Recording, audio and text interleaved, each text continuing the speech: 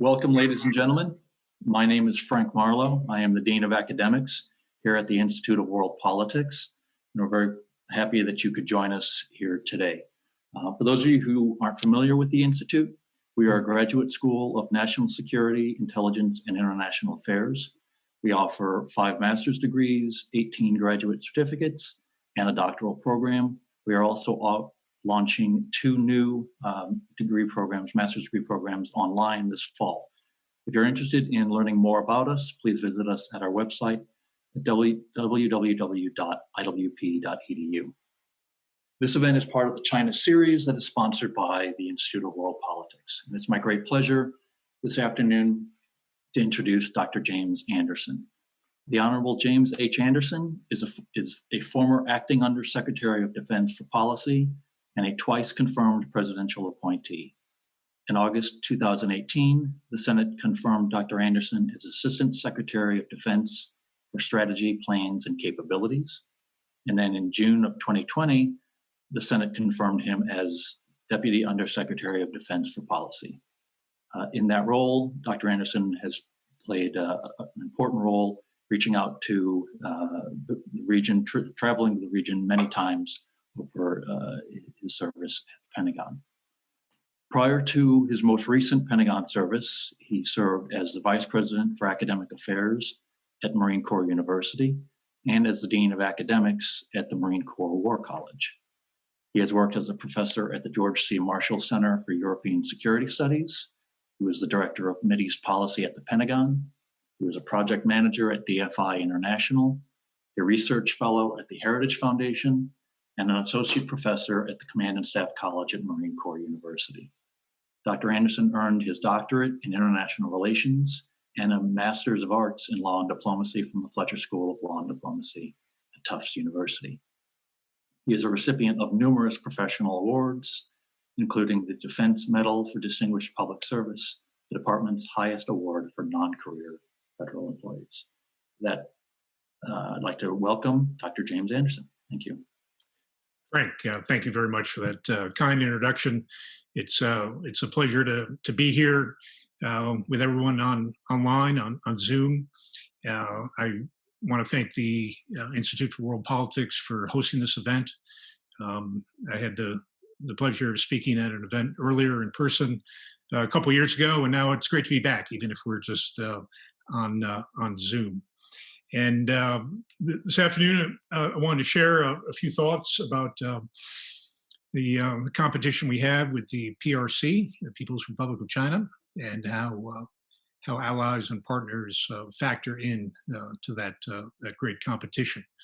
I will be speaking freely with my own personal opinions now that I am out of government service, and I will talk probably for about maybe half hour or so, maybe a little bit longer, and then that should allow plenty of time for ample time for Q&A that may come up from everybody who's online at this point.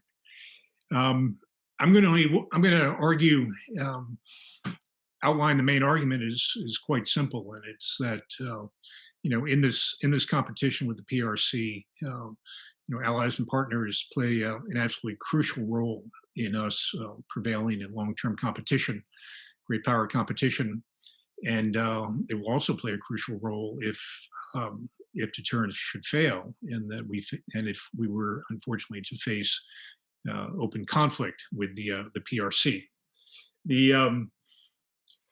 I would also add that I think we have, in contrast to the PRC, the United States has tremendous advantages now with the allies and partners that we have cultivated over many administrations and many decades. These ties are based on shared values and interests, and they are deep and they are sustained. Now, all that said, they also require maintenance. Kind of, if you think of in a gardening analogy, right?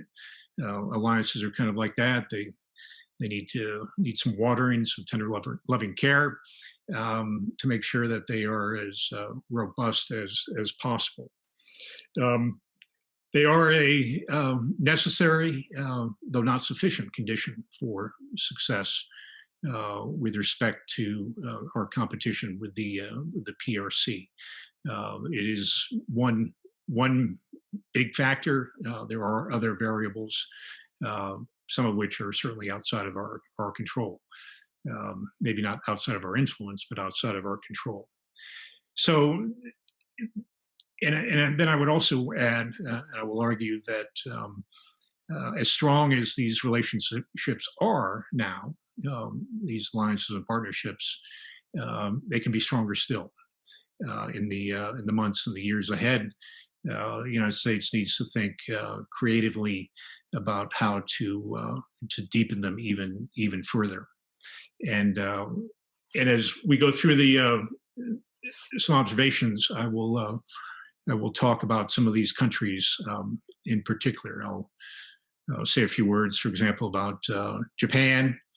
I'll speak to the Republic of Korea. I'll talk about some of our European friends who are active in the Indo-Pacific Theater. I'll mention some states, some partners, such as Vietnam, even Mongolia, and some others that are all part of this equation. First, though, I will set the table, so to speak, set the theater with some observations about the Indo-Pacific region. The second, I will talk about our interests, our security interests in the region. Thirdly, I will talk about a framework for how to think about maximizing and leveraging and optimizing allies and partners. And then after outlining that framework, I will talk to some specific countries and some specific arrangements or groupings of countries. The Quad, for example, which has gained a lot of attention in recently. And then I'll conclude by offering some final observations and talking a bit about the future. So let me start by setting the theater a little bit. The Indo-Pacific Theater is defined by certain key characteristics. Obviously, the tyranny of distance is one of those. We've been dealing with that for a long time, as long as the United States has been a Pacific power. And even today, as we're well into the 21st century, the tyranny of the distance imposes significant limitations in terms of travel time and jet lag and other issues that we just have to deal with. The actors in the region are significant. There are actually 5 nuclear powers in the Indo-Pacific region. Russia, which is a Eurasian power, is certainly one of them. The PRC has a somewhat smaller nuclear arsenal, but its trajectory is of considerable concern to us. We estimate that they are in the low hundreds, or about 200 nuclear weapons, and the publicly available estimates by the Defense Intelligence Agency director is that they will at least double in the coming years. India, a strong U.S. partner, and Pakistan are nuclear powers, and also, of course, North Korea has demonstrated its nuclear capability. In addition to the vast distances and the presence of nuclear powers, there are a variety of territorial disputes that have not been settled, that are ongoing. And those include, for example, some of the northern islands, Japan, with respect to Russia. Certainly the Senkakus with respect to Japan and the PRC. We have been reminded recently, in fact, this past summer, about the long and enduring border disputes between the PRC and India. They go all back to 1962 and the border conflict they had then. They've been flared anew at times, and certainly did so this past summer. Also a characteristic of the region. China has become a main player or main concern in the era of strategic competition.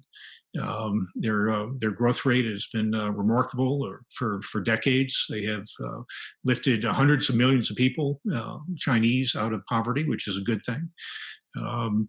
But they have also embarked on sort of a campaign of the China dream in pursuit of the great rejuvenation. And that has led to some unfortunate bellicose rhetoric and aggressive and coercive behavior. They clearly have hegemonic aspirations for the Indo-Pacific region and beyond, which have significant implications for the United States and its allies. Now, one of the things that defines the theater kind of in the absence is there is no NATO-like structure as opposed to the European theater. And this is interesting for a variety of reasons. There's actually no counterpart to the EU either, the European Union, which has its own defense and foreign policy initiatives. There is the Association of Southeast Asian Nations, ASEAN, and there are other groupings. There was historically SEATO, the Southeast Asian Treaty Organization, which existed from the sort of mid-1950s, pursuant to our concerns about the spread of communism in Southeast Asia. And SEATO endured into the mid-70s. It had some value to the United States. It actually provided us some rationale for our engagement in the Vietnam conflict. But it also sort of lacked kind of an inherent cohesion among members. And in fact, most of the SEATO members were not in Southeast Asia at all. They were, farther afield. There were a couple. There was Thailand, for example, was a member.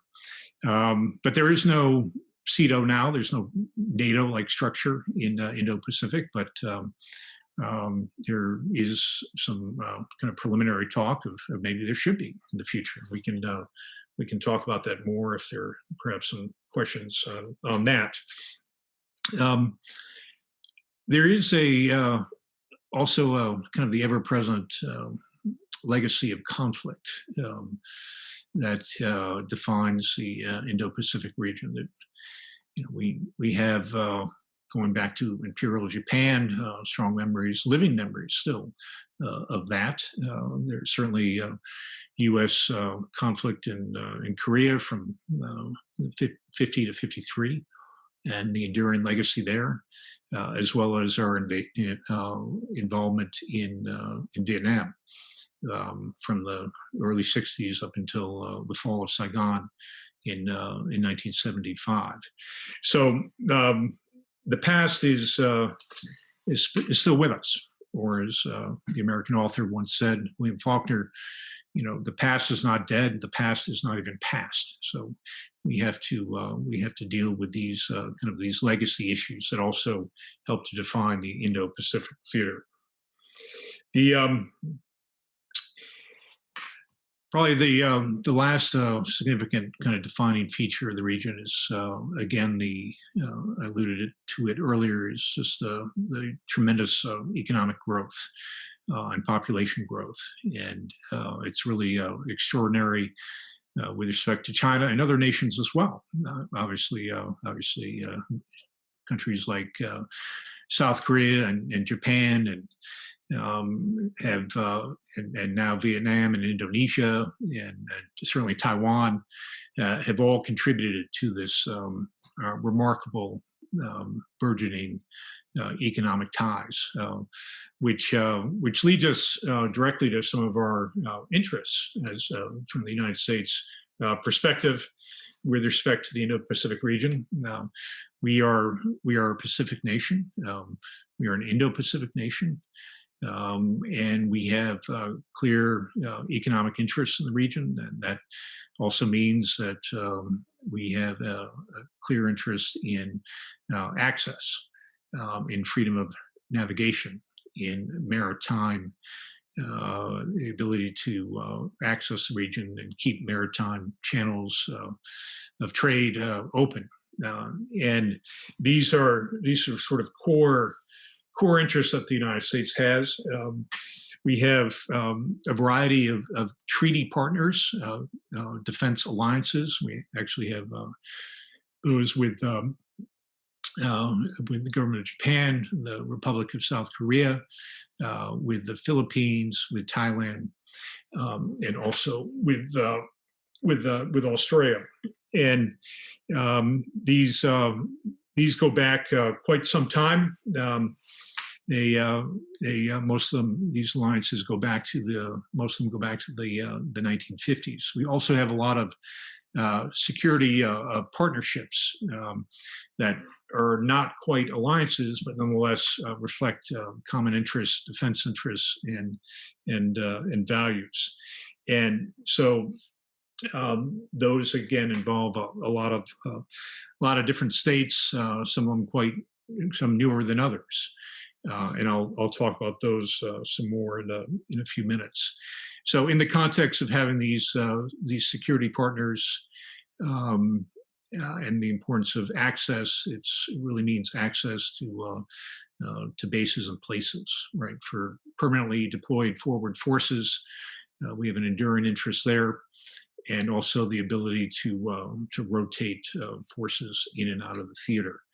A good example of the latter would be, for example, the rotational forces that we have with Australia, the Marines in Darwin, which is now been going strong for several years and is sort of plateaued at about 2,500 Marines on this rotation on a yearly basis. It was somewhat less this past year because of COVID. But it's an important example of kind of where some of our forces are down in the south. Now, we have the context of deterring aggression from the PRC and North Korea. We clearly have an interest in maintaining conventional deterrence. And this has been an issue of considerable concern for the United States, certainly with respect to the PRC, the recent gains by the PLA and some of its capabilities. Want to make sure that the United States retains its conventional deterrence. And deterrence is a function of several factors, capabilities, meaning actual, military hardware and software that could be used in the event of contingency or an emergency. It also involves issues of credibility, more in the psychological realm, that would-be competitors must know that we are serious about defending our treaty allies and our interests for deterrence to be sustained and to work. And in addition to the capability and credibility, there's also kind of a communications element as well, where they need to know kind of our thinking and we need to know their thinking.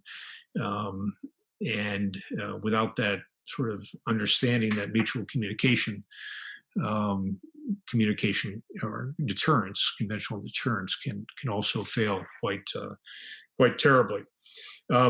Clearly, I'd be remiss if I didn't mention North Korea as a security concern, and we have an interest in the complete, irrevocable, and transparent denuclearization of the peninsula by North Korea. And in this, we share an interest with the PRC. And one would hope as time goes by that there could be more efforts, pressure by Beijing on Pyongyang in this regard. I would I would also note, by way of passing, that with respect to the PRC, does not have anything like what the United States has in terms of allies and partners. In fact, it has one formal alliance, defense alliance, and that is with North Korea, and goes back, a treaty going back to 1960. PRC does have some friends, some longstanding friends, and countries that it has good relations with, or in some cases improving relations, but certainly nothing in terms of the scale and the depth and the breadth of alliances that the United States has.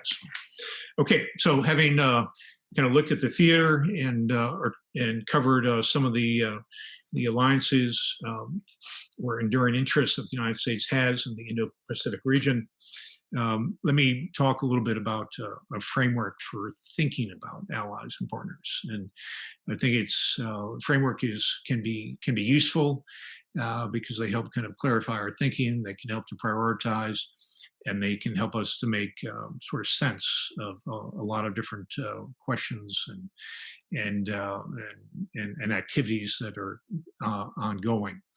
So the first point is in the context of defense cooperation.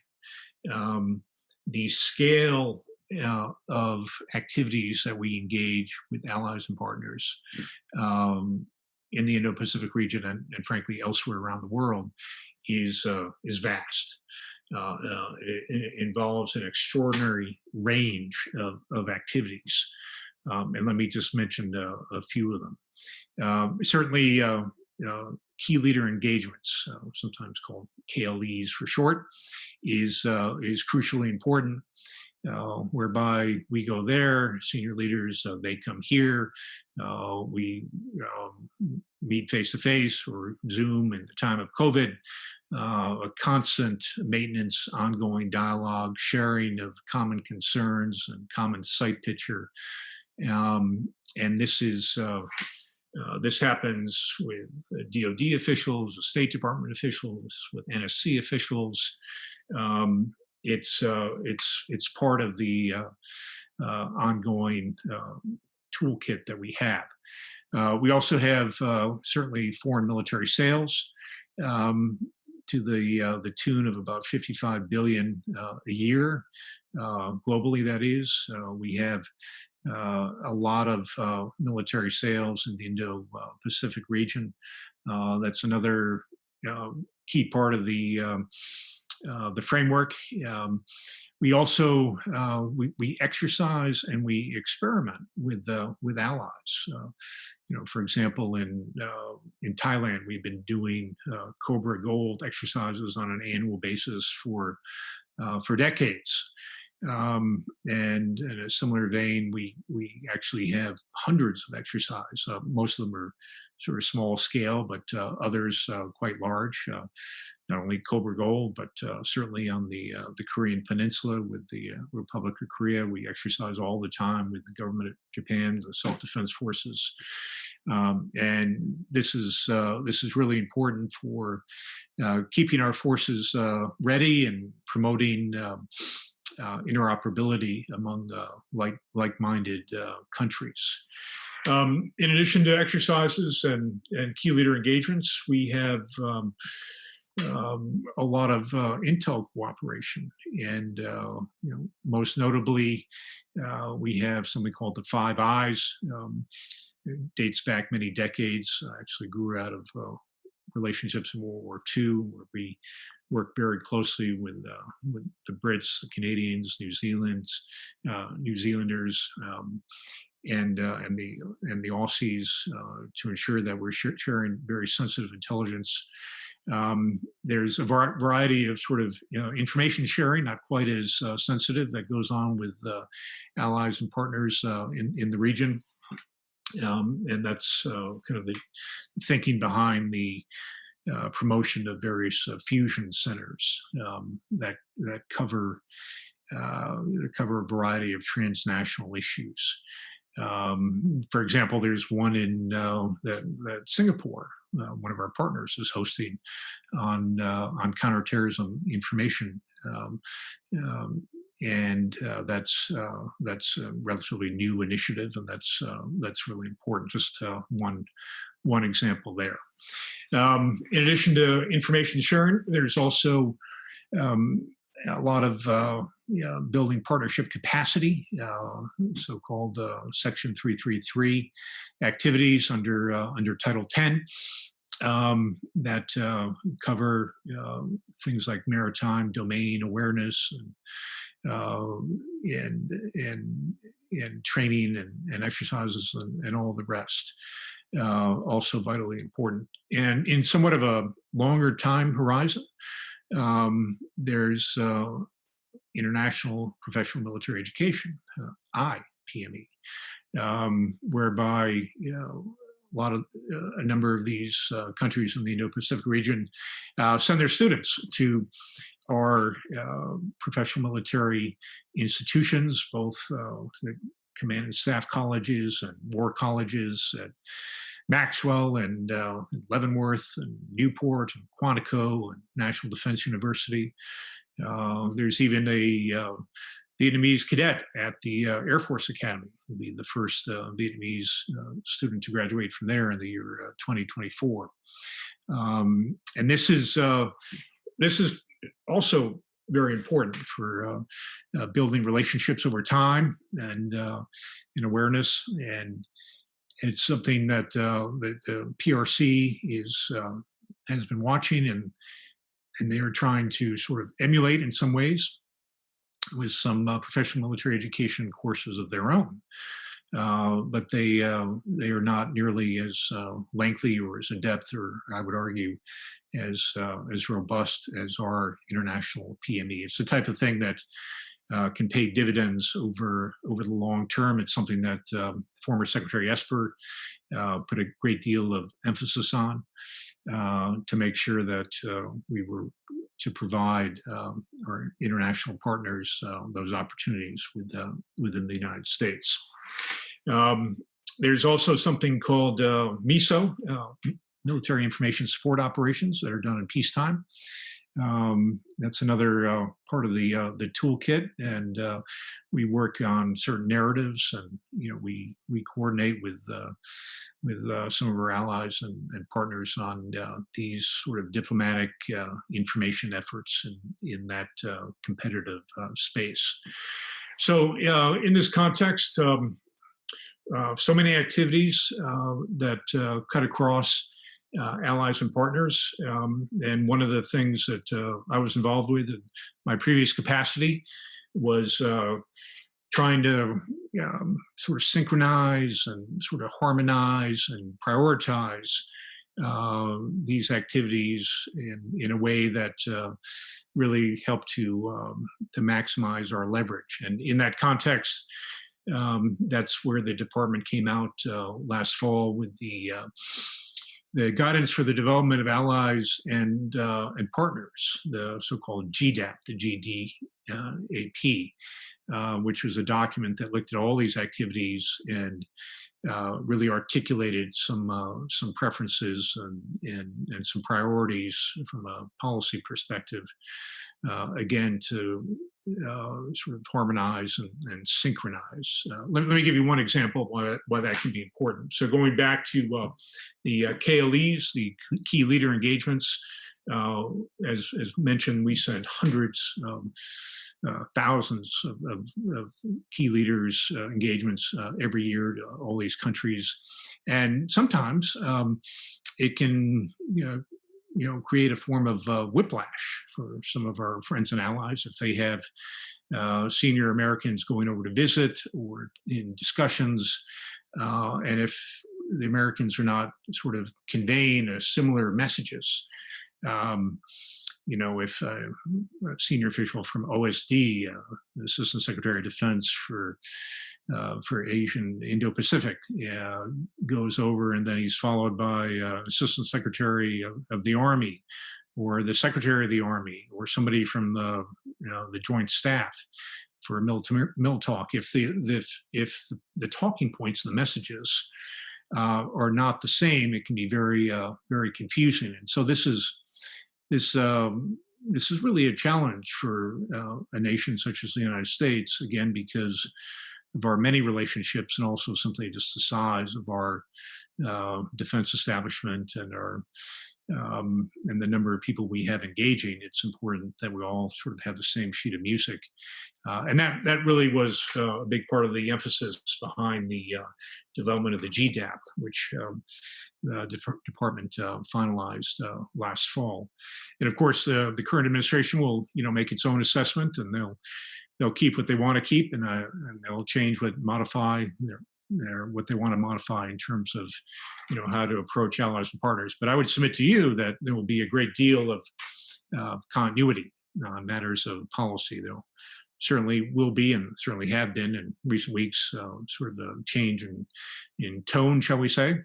But a lot those core interests and those common approaches to allies and partners are really something that they're backed by a lot of bipartisan consensus, and which manifests itself in, again, increasing budget, for example, to deal with the growth of PLA activities, and as we become a little bit more focused on the activities or the capabilities that we want to develop, along with allies and partners in the Indo-Pacific region. So, having outlined kind of the toolkit of activities, some of the main activities that we engage with, and it's not an exhaustive list. There's some other things that we kind of do below the radar, but those are some of the big ones: intel sharing, foreign military sales, key leader engagements, Section 333, and let me mention one more is the state partnership program that we have with a lot of our partners in the Indo-Pacific. And the state partnership program is something that with our National Guard dates back to the immediate post-Cold War period in the early 90s, and it started with the Baltics.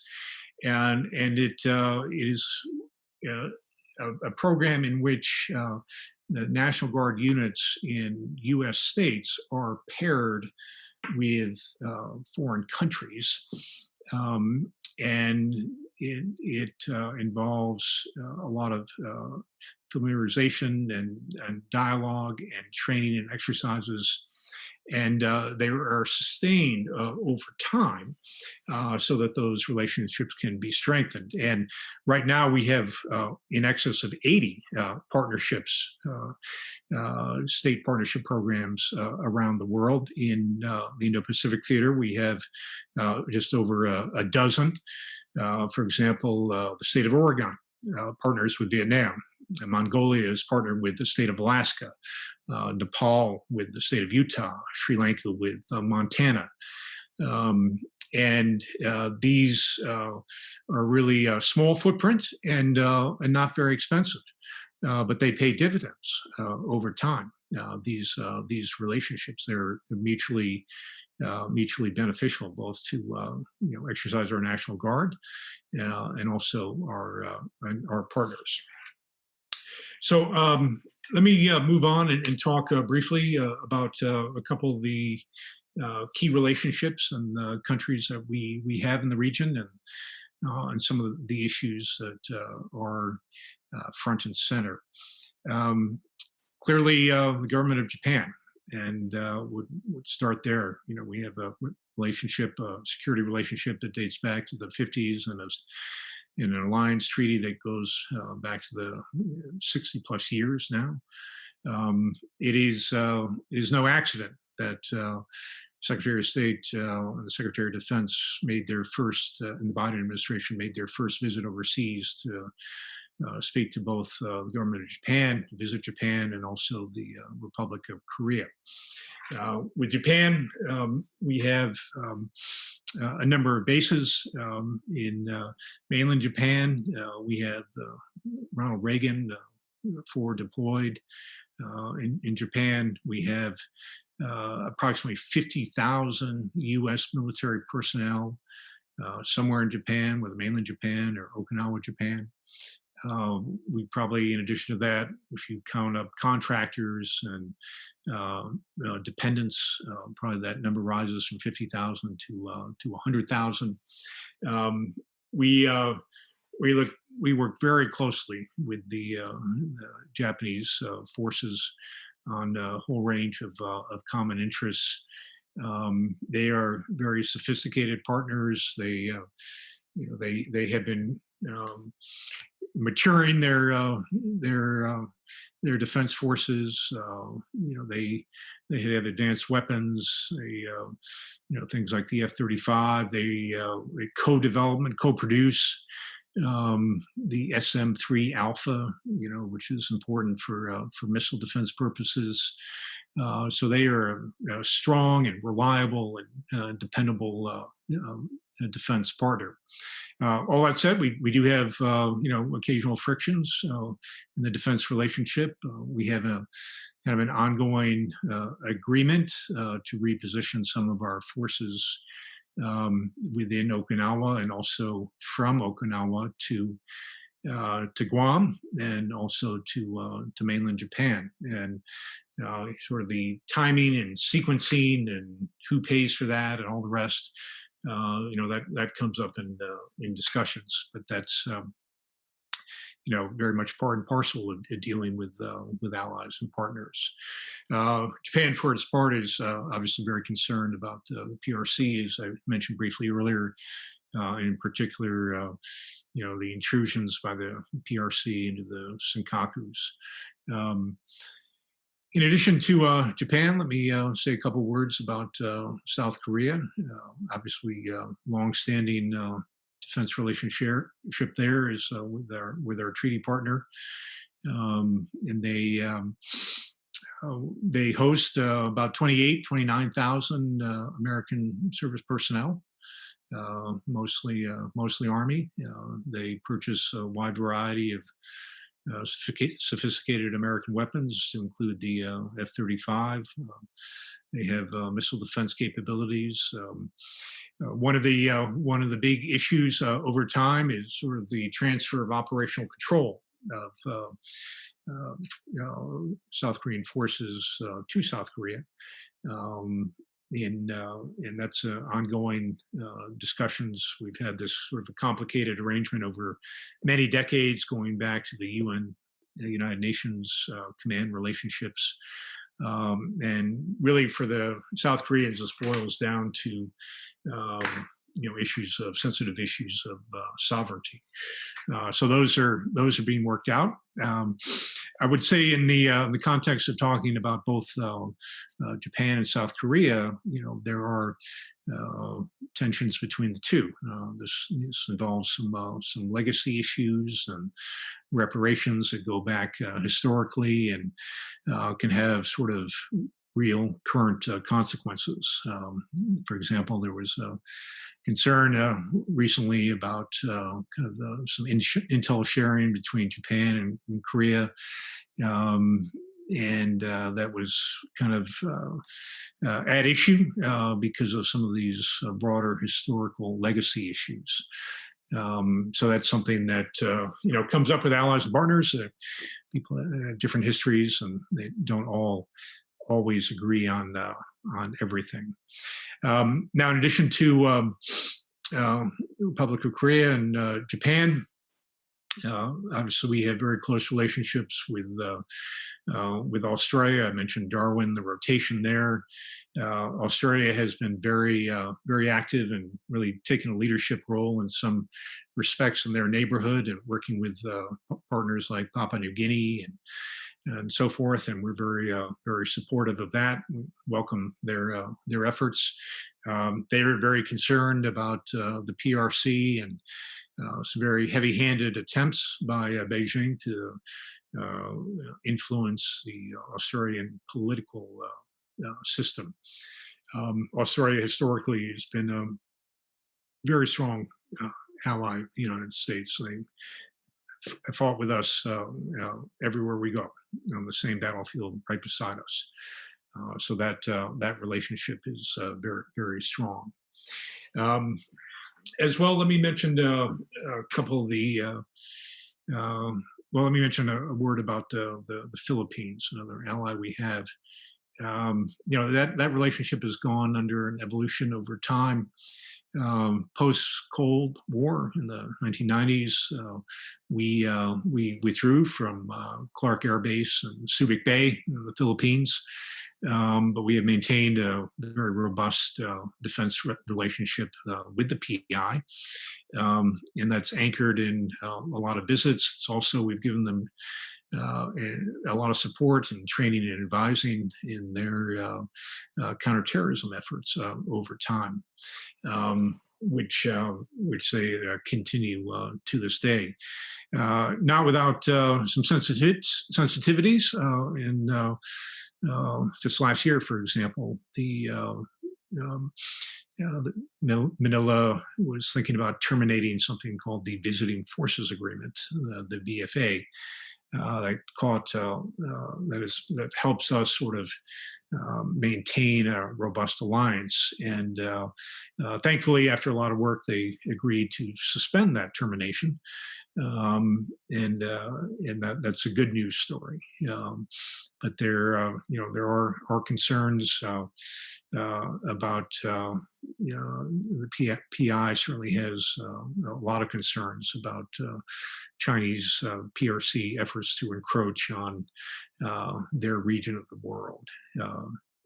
Those are claims, very expansive claims by the PRC that, their so-called 9-9 line that lay claim to virtually the entire South China Sea.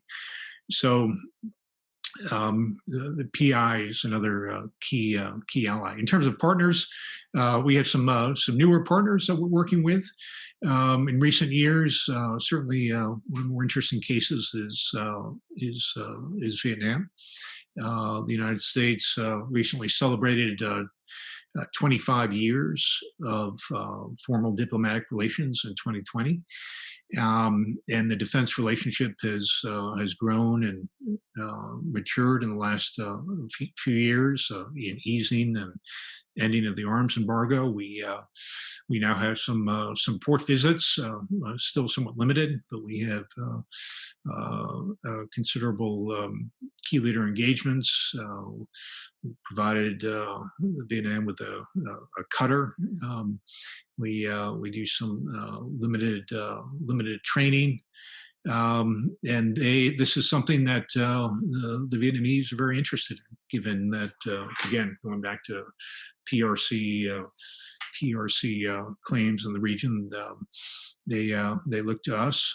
They also have a history with the PRC going back to the open conflict, the border conflict they had in 1979.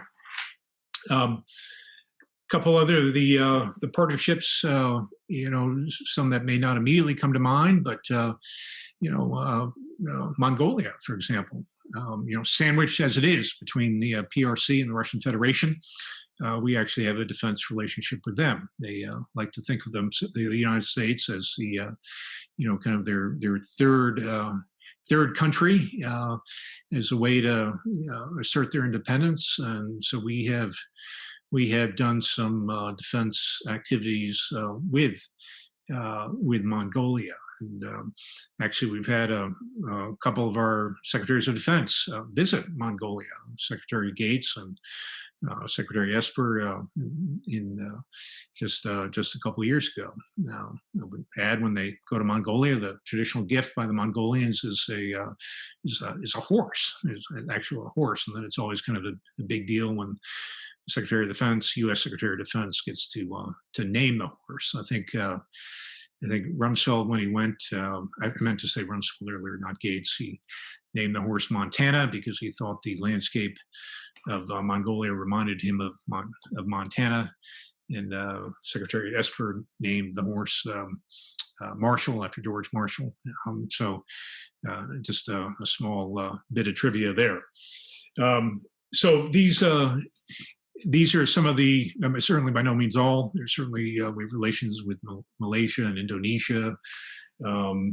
or other examples.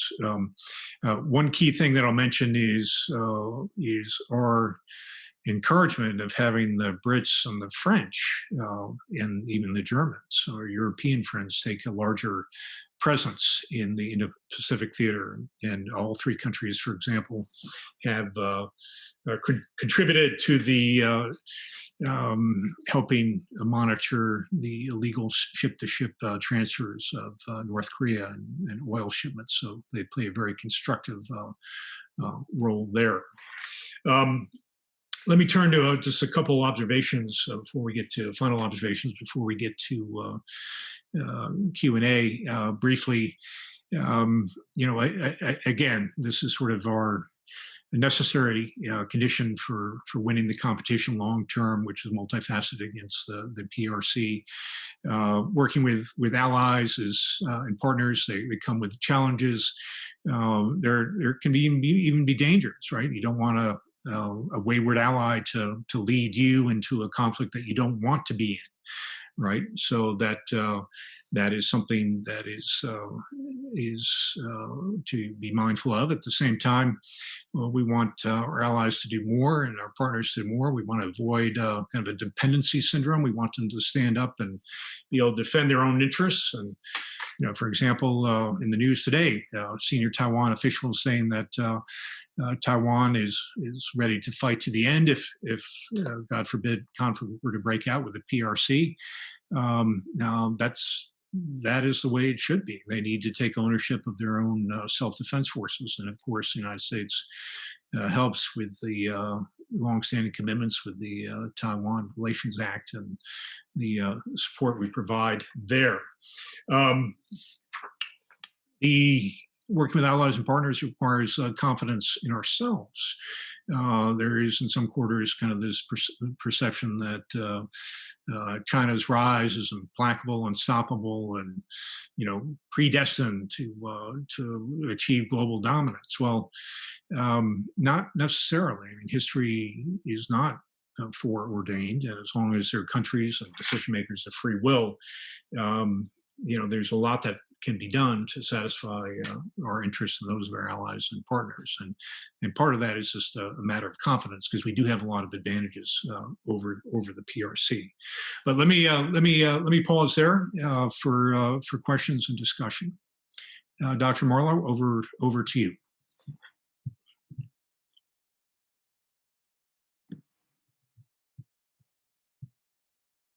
Frank, I can't hear you. There we go. Somehow I must have clicked it twice. Thank you very much, Dr. Anderson. I appreciate your time and your very thoughtful comments. I want to offer a couple of questions that we're seeing on the screen here. And I think the first one that I think a couple lumped together. What role do you see the ideological or information warfare dimension play in U.S. grand strategy regarding the PRC competition? And what are, related to that, another question, what are China's ideological critical vulnerabilities that we need to exploit in our alliance and partner relationships? Both great questions. So they play a very important role. There is an ideological, informational component to this competition.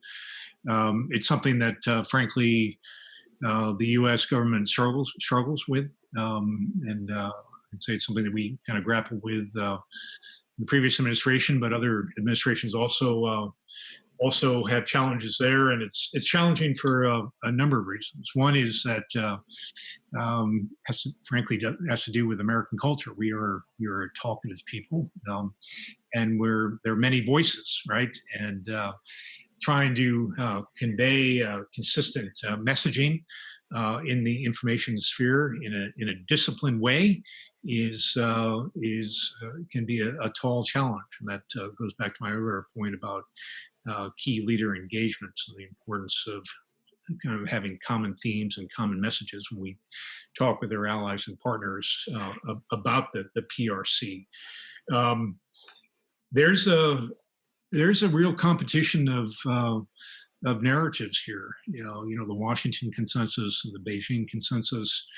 I think the good news here is that there's a bit of an awakening, not only in the Indo-Pacific Theater, but even more broadly in Latin America and Africa and elsewhere, that dealings with the PRC come with a cost. The bargain, the PRC says, we will give you money and infrastructure, but we must have your resources. And getting the money, and the PRC does have a lot of cash it can throw around, can be very attractive. But these countries that have made deals with the PRC are beginning to realize that it can come with a significant cost, to include, for example, a debt trap. So, to the extent that with our information efforts, we can sort of draw attention to and amplify some of the heavy-handedness by the PRC, simply shine a spotlight, as it were, on the costs. It can be very important. I think another dimension of this is that you have to sort of cultivate other voices to stand up and just frankly, call it as it is with respect to coercive activities by the PRC. More voices, better, right? And I'm not only talking about government voices, but also the extent of, think tanks and civil society, here and abroad.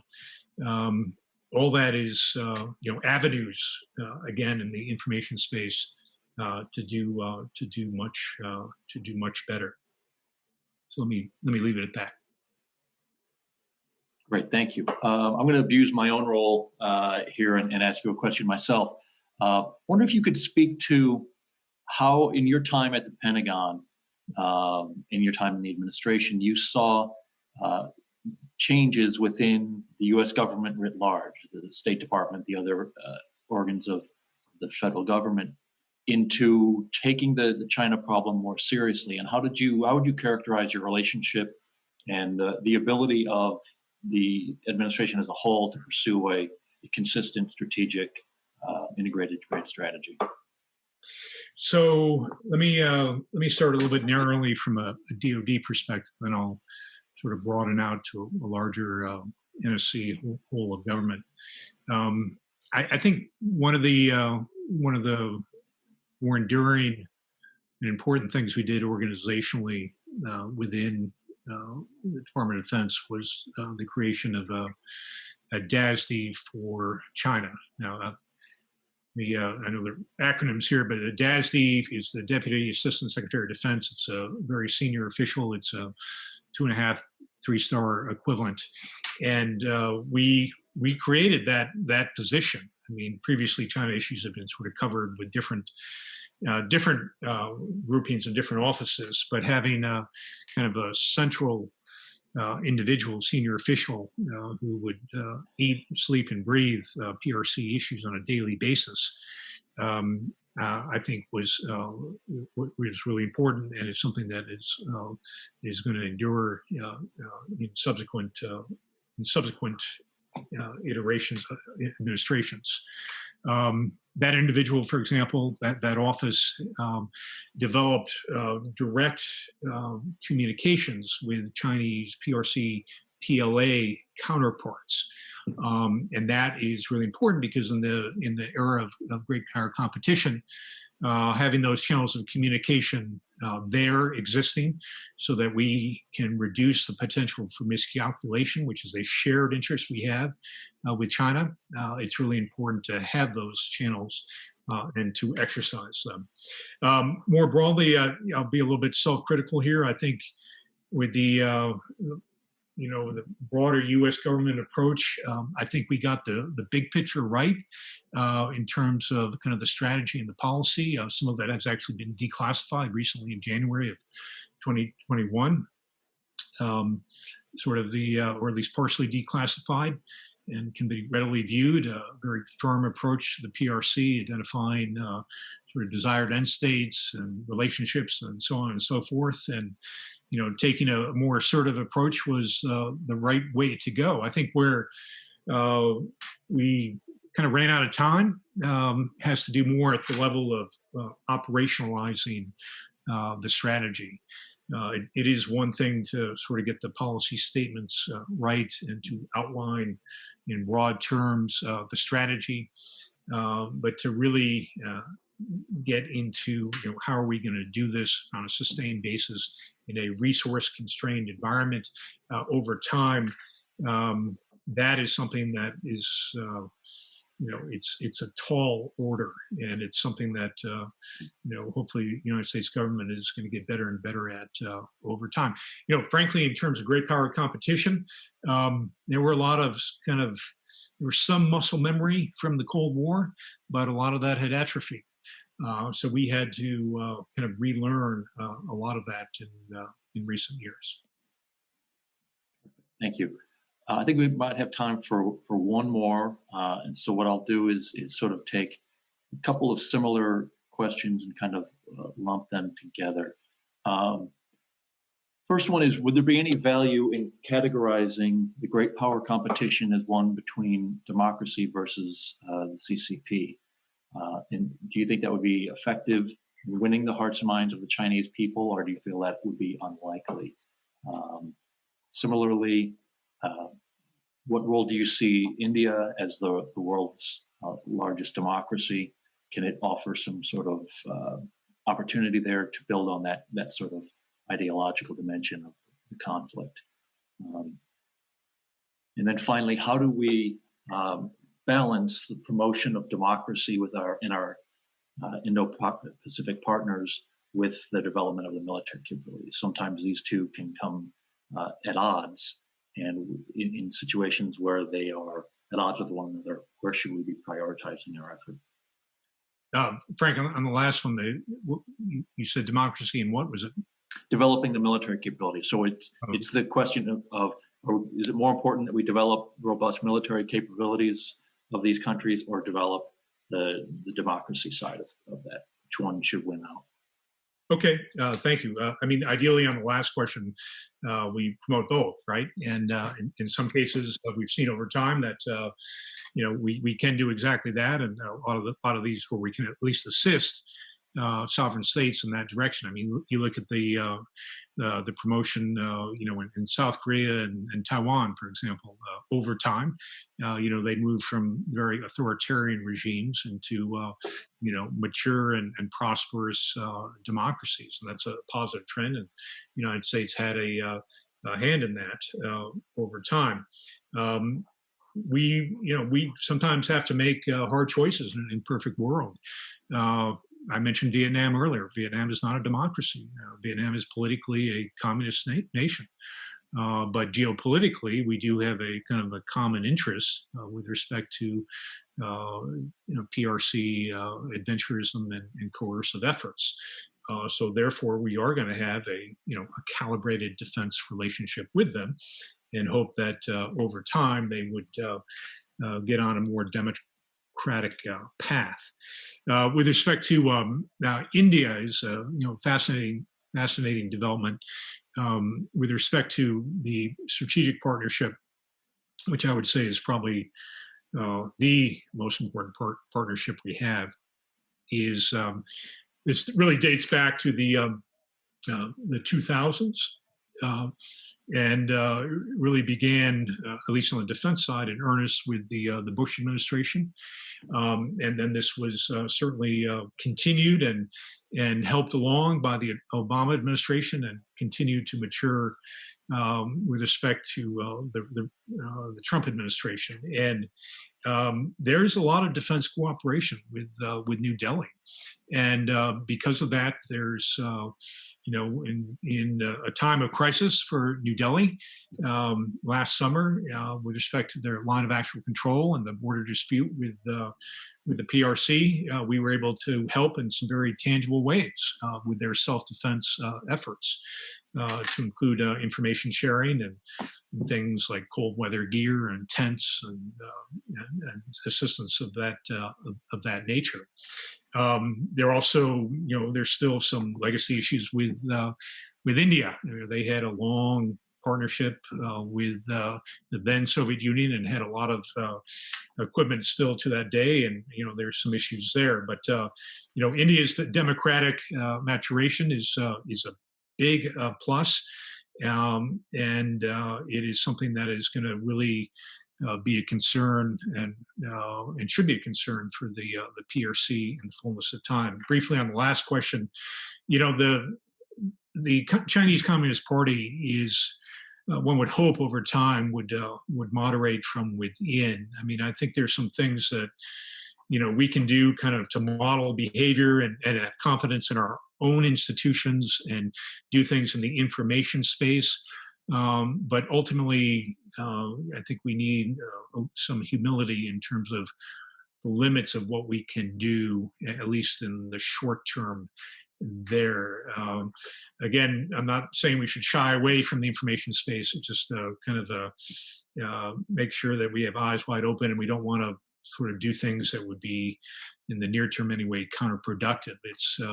It is an ideological struggle. There is a different model, and we have to be assured of our own confidence in our own system, and draw attention to the weaknesses and the shortcoming of the PRC and their behavior. And they have a lot of problems.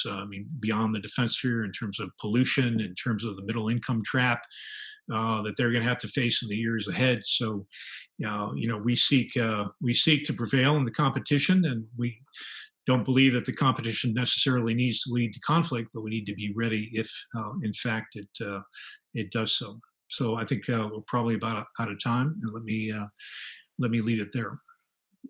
Okay. Well, Dr. Anderson, thank you very much for your time today. Ladies and gentlemen, thank you for joining us, and check your email for future events. We hope to see you in another one very soon. Thanks. Frank, thank you very much. Really appreciate IWP hosting, and really appreciate everybody online listening in, and also the great questions. Have a good evening, or wherever you might be. Maybe it's a good morning or good afternoon. Take care.